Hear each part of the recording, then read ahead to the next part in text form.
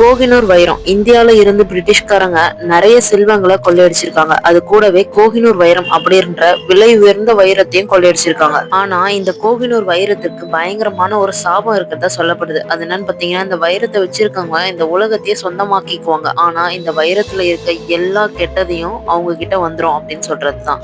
வரலாற்றுல இந்த கோஹினூர் வைரத்தை வச்சிருந்த ஒரு நபருமே போர் வன்முறையால இறந்திருக்காங்க, வீழ்ச்சி அடைஞ்சிருக்காங்க.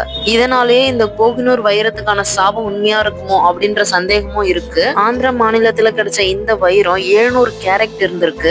காக்கத்திய மன்னர் கிட்ட தான் இந்த வைரம் முதல்ல கிடைச்சது. அந்த மன்னருடைய அரசவையில இருந்த ஜோதிடர் என்ன சொல்றாருன்னு பாத்தீங்கன்னா, இது ஒரு சாதாரண வைரம் கிடையாது, இது ஒரு சாபம் பெற்ற வைரம்.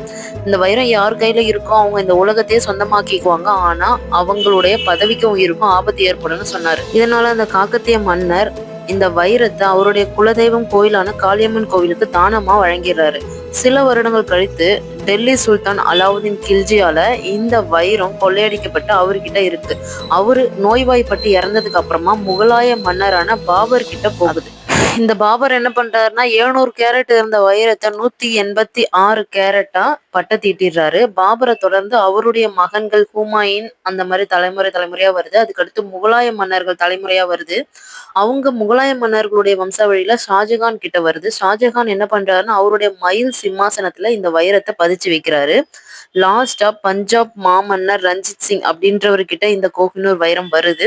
அவருடைய மறைவுக்கு அப்புறமா ஆங்கிலேயர்களால இந்த வைரம் கடத்தப்படுது, அதாவது கொள்ளையடிக்கப்பட்டு இங்கிலாந்து ராணியுடைய கிரீடத்துல இப்ப இந்த வைரம் இருக்கு.